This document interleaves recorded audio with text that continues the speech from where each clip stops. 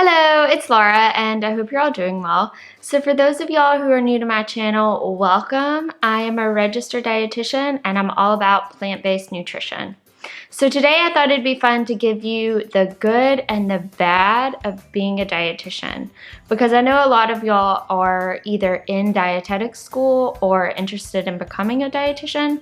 So I thought I'd kind of break it down for you, talk about the really good aspects of it and the not so good aspects of it. So if you're interested, then keep watching. You genuinely make a difference in people's lives. No matter what area of dietetics you go into, you are changing lives, and it is an extremely fulfilling job. It's not a job that I question whether or not I'm making a difference. I know I'm making a difference, which is extremely important, especially if it's a job that you're going to be in full time for an extended period of time. It's important to love your job and to feel like you're making an impact on the community around you. Socially, you will get 1,000,001 questions, and sometimes you'll feel like you just can't escape your job.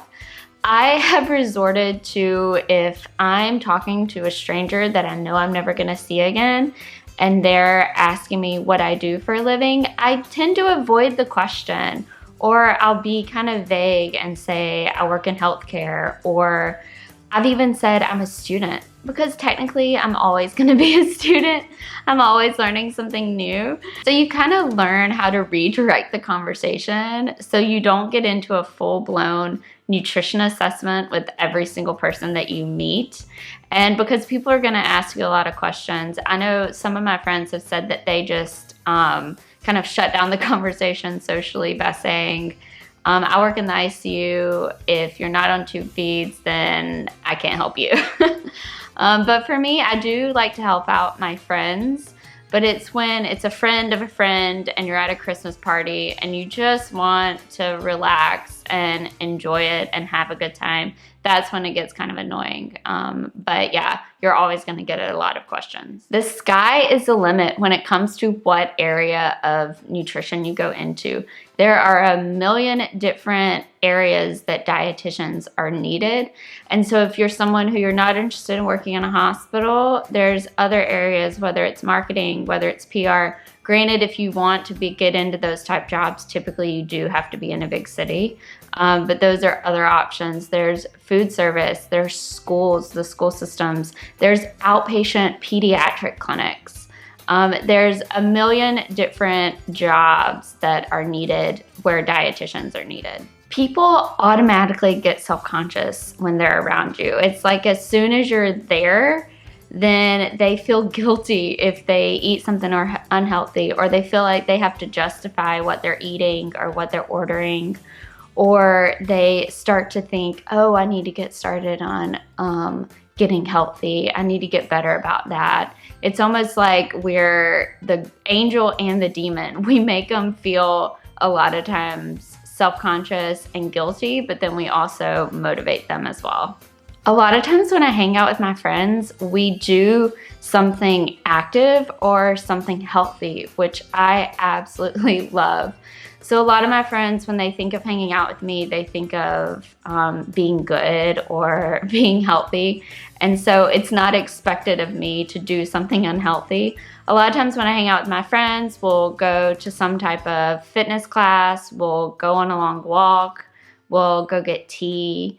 It's never going to eat unhealthy things or going binge drinking or anything like that, which I really like that none of that's ever expected of me. People think you eat perfectly. People think because you're a dietitian that you never eat ice cream or you never eat pizza or anything like that, especially since I'm plant-based and a vegetarian and I don't consume many animal products. Then it takes it to a whole other level. But reassuring people that there are times that I eat like crap. It's just the majority of the time I don't. And it's almost like when I say that, people don't really believe me. But it is true. Job security. We will always have a job. There will always be jobs available for dietitians, especially because the internships are so competitive, and I think it's 2024, which someone asked me this recently and I didn't know the exact year, but I'm pretty sure it's 2024 dietitians are going to be required to have a master's degree. So that to me is going to limit the amount of people that go into this profession, which as a result, hopefully will mean that more people will get internships because less people are applying. But that's a totally side note. But no joke, as long as you are open to going into, especially your first job, as long as you're open to wherever life takes you and recognizing that where you set out to be isn't necessarily where you're going to end up, and being okay with that and just going along with the ride. For me, my first job, I was open to anything. At first, I wasn't. At first, I only wanted a specific type of job. And then it got to the point to where, okay, well, it looks like I have to have experience in order to get into that niche. And so I was open to any job. And when you're just starting out in dietetics and you just got your RD, then that's something I highly recommend. Knowing that you can leave that job in 6 months or a year and a half or whatever it may be.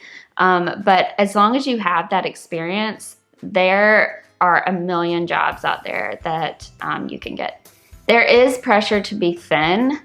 It's not so much from fellow dietitians because we're all, at least the ones that I've worked with, which I've worked with a decent amount of dietitians and I've come in contact with a decent amount of dietitians, we don't give judgment to each other, and it's almost like we kind of, in a weird way, motivate each other to eat healthy, but also when we're eating unhealthy, we highly encourage each other just for mental health, I guess.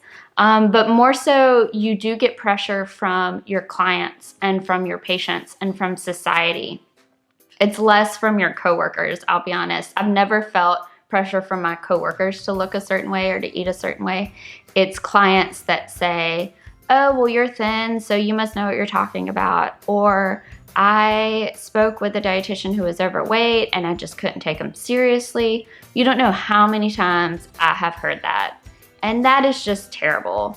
But as a result, there is pressure to look a certain way and to be a certain size, which if you're going into this profession, it's something that unfortunately hasn't changed over the past decade since I've started on my journey to become a dietitian.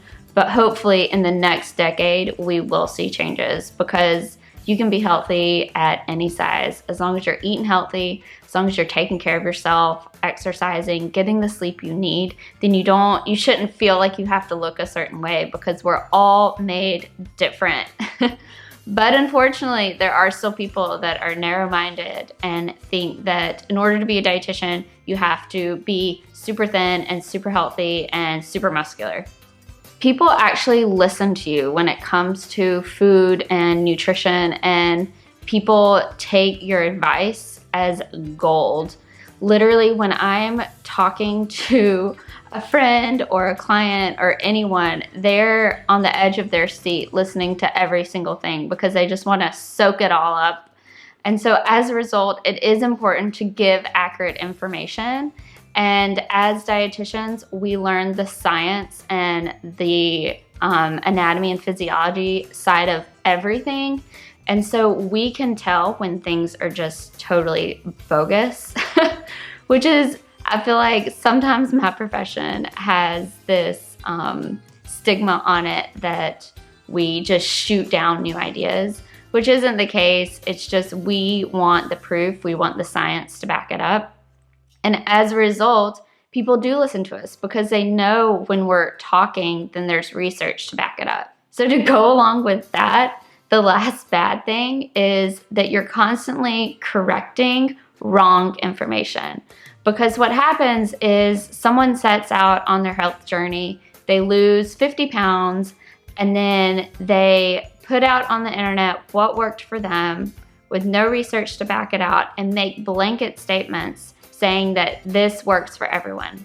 Or they pin it down to a certain food or a certain detox tea or a certain supplement. And you're constantly having to debunk all that and change people's thoughts to, okay, it's what you do the majority of the time what are you drinking the majority of the time? What are you eating the majority of the time?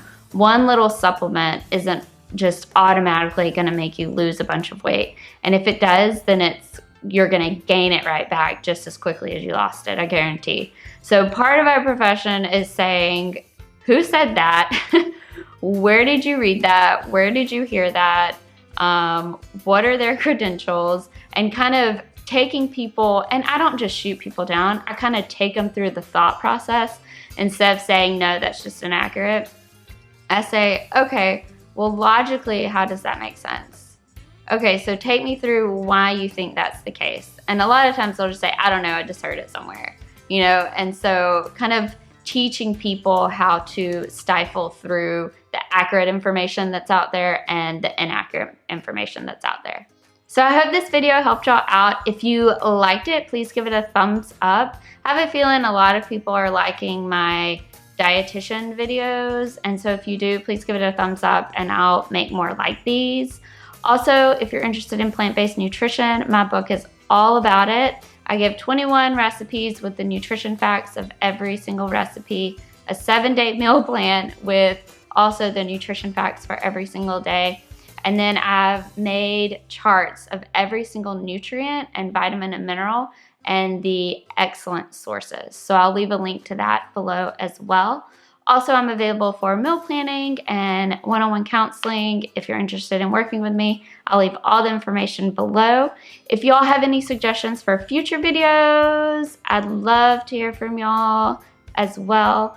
Also, if you are a dietitian and you have any good or bad suggestions, things that you've come across in your career, or if you're a nutrition student and you've also come across some good things and some bad things, I'd love to hear from y'all. I love interacting with y'all. So anyways, I hope y'all are doing well, and I'll see you on my next video. Bye.